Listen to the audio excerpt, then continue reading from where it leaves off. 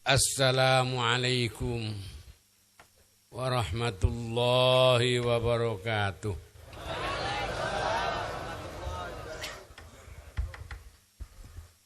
Bismillahirrahmanirrahim.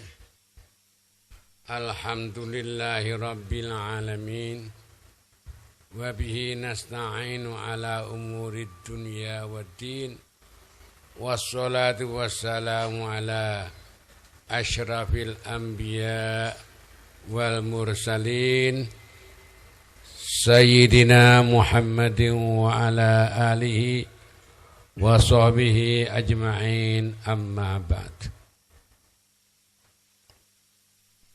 Para hadirin wal hadirat yang saya sayangi dan saya banggakan, alhamdulillah kita sekalian sekarang berkumpul bertemu di tempat ini dalam rangka membaca sholawat kepada Rasulullah Sallallahu Alaihi Wasallam. Mudah-mudahan berkat bacaan sholawat ini tempat yang ditempati mendapat barokah. Kita yang membaca juga mendapat barokah. Saya sendiri pribadi mendapat pengalaman bagus dari sholawat ini. Yang pertama tahun 56. Pada waktu itu saya masih menjadi murid SLTA di Yogyakarta. Satu ketika saya habis berkelahi dengan jin, kalah di sebuah masjid di Masjid Gandean itu. Karena kalah itu 3 hari ini ingin makan terus tapi tidak bisa buang air. Akhirnya hari yang keempat itu saya sudah panas sekali. Saya pesan pada adik saya, nanti kalau saya mati, jangan dibawa pulang ke Jepara. Supaya saya dikubur di Jogja sini saja, sebab saya datang ke Jogja niat saya mondok. Kalau dibawa pulang nanti hilang syahid saya.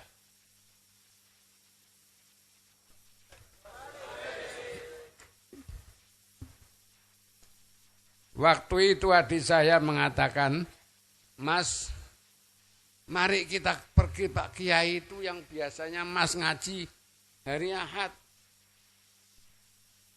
Saya baru diajak terus, saya ikut. Diajak Pak Becak, naik becak. Sampai di rumah Kiai itu sudah jam 1 malam. Lawang pintunya masih terbuka. Tapi Kiai sudah, biasanya kalau lewat jam 10, beliau sudah hanya khusus pada Allah saja, tidak melayani tamu.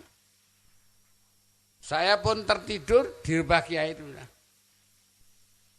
Baru jam 3 malam saya terbangun, terasa mau buang air di rumah Pak Kiai itu. Setelah itu puas saya. Pagi hari jam 7 baru ketemu sama Pak Kiai. Badan saya panas sekali. Pak Kiai, saya mengatakan, Pak Kiai, saya sakit. Pak Kiai itu hanya tersenyum. Tersenyum itu seketika itu panas badan saya hilang. Heran saya. Lalu Pak Kiai itu bilang, Mas, sampan itu gendeng Mas. Kok gendeng Yai? Iya wong bukan penyakitnya dokter, sampan bawa ke dokter. Ya bang, saya sampean habis. Pokoknya sekarang kalau saya ingin sampean sehat, selama 3 bulan sampean tidak boleh pegang kitab apa saja.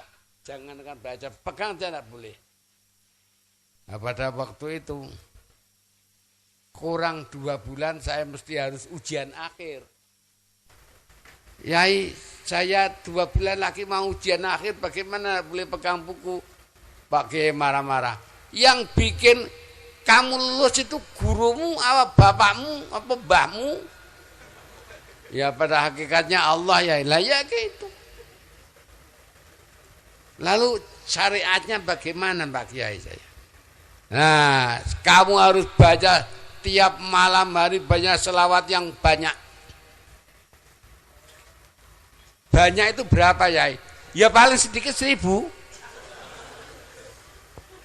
Ya habis baca 1000, ya Allah berkat selawat 1000 yang saya baca, saya minta lulus ujian dengan nilai bagus. Sudah saya tidak berani pegang kitab karena ingin sehat betul. Paman saya waktu itu sekarang masih hidup. Orangnya yang satu jadi supervisor di rumah sakit Dr. Karyadi, Dr. Hamidun namanya. Yang satu Dr. Zainuri di Kudus. Juga jenderal, juga kiai, juga apal Quran. Itu yang marah-marah. Bagaimana kamu dari Jepara ke sini tidak belajar itu? Saya diem sudah, tidak berani komentar. Pokoknya saya dilarang kiai, saya nganut. Setelah habis ujian, yang ujian bahasa Jerman itu bukunya diganti baru oleh gurunya. Waduh, ya apa ini? Tidak berada pegang, itu taat pada kiai ini. Itu pengalaman saya tentang selawat ini. Sehingga setelah habis ujian saya dipanggil oleh guru pengajar bahasa Jerman itu. Kamu Her. Berapa nilai Pak saya Pak? 3. Iya Pak. Kapan Pak? Seminggu lagi. Iya Pak. Tapi tidak saya datangi. Wong waktunya belum habis. Janji sama oleh kiai tadi itu. Setelah selesai janji dari kiai itu, saya datang ke rumah bapak yang mengajar bahasa Jerman. Pak, saya minta ujian Pak. Ujian apa? Ya ujian bahasa Jerman Pak. Dilihat. Lah kamu bodoh Pak. Lu kenapa Pak? Nilai 8 kok minta ujian Her lagi itu mau minta nilai berapa? Lu, ya sudah Pak, barangkali bisa nilai 10 kayak gitu. Jadi angka 3 itu karena selawat Nabi dadi mingkem dadi angka 8. Sudah sejak itu selawat tidak pernah saya tinggalkan. Sampai akhirnya saya harus dinas di Kalimantan Timur. Di Tarakan. Pada suatu hari pengalaman selawat lagi. Pelanggan selawat lagi, itu saya ada tamu sore-sore, jam 5 sore, dia bilang saya disuruh oleh ibu suruh minta air tawar. Saya karena masih bodoh, ya silakan ambil aja. Air tawar kan banyak itu, di ledeng-ledeng itu. Oh bukan itu Pak, saya air tawar itu air yang dibacakan doa-doa itu loh untuk orang yang sakit. Ya kalau itu tidak bisa sekarang. Ambilnya harus besok hari habis sholat subuh persis. Saya mau ingin tanya istri saya. Tentunya Mbak Yunya itu ya Mustafa bicara itu. Saya tanya, sampean tahu Abah karena nyuwuk-nyuwuk. Nggih. Dungane apa? Wah, mboten ngertos, mateng aku. Padahal saya sudah janji. Nah, kebetulan waktu habis Isya, waktunya saya harus wiridan baca dalail. Di situ saya ketemu hadis selawat itu, yang isinya siapa yang baca selawat sekali Allah kasih rahmat 10. Baca selawat 10 Allah kasih rahmat 100. Baca selawat 100 Allah kasih rahmat 1000. Tidak ada orang yang baca selawat 1000 kecuali Allah kecuali Allah mengabulkan permintaannya, yaitu sudah pegang. Sampai ketemu wes, saya enak tengah malam hari, ambil wudu, sedia air di gelas, saya baca selawat 1000 kali. Allahumma sholli wa sallim ala sayyidina Muhammad, Allahumma sholli wa sallim ala sayyidina Muhammad. Setelah 1000 kali, saya baca doa, Allahumma ja'al hadzal ma' dawaan liman syaribahu min jami' amrodi. Sudah saya tiup, baca selawat sekali lagi. Setelah 3 hari, ada berita dari orang itu bahwa orangnya sembuh. Dan yang sakit itu sebetulnya orang sudah sakit sudah 4 bulan di rumah sakit umum, dirawat oleh dokternya, suruh cari obat luar. Dokternya sudah tidak sanggup menangani. Lalu katanya selama 3 hari itu saya ngelus-ngelus wetenge. Masa ngelus-ngelus wetenge, kan orang perempuan itu. Saya di rumah saya sendiri kok, istri saya menyaksikan. Tapi dia mengatakan itu sembuh. Nah, sejak itu maka di Kalimantan Timur itu terkenal katanya ono guru agama sing pinter nyuwuk. Ya kan sampai penyakit apa saja itu minta ke rumah. Ya itu kalau tidak kabur baca selawat, diambilkan oleh istri saya air dari jeding, kan sudah dipakai wudu itu, akhirnya wudu diminum, ya sembuh. Itu pengalaman selawat. Sampai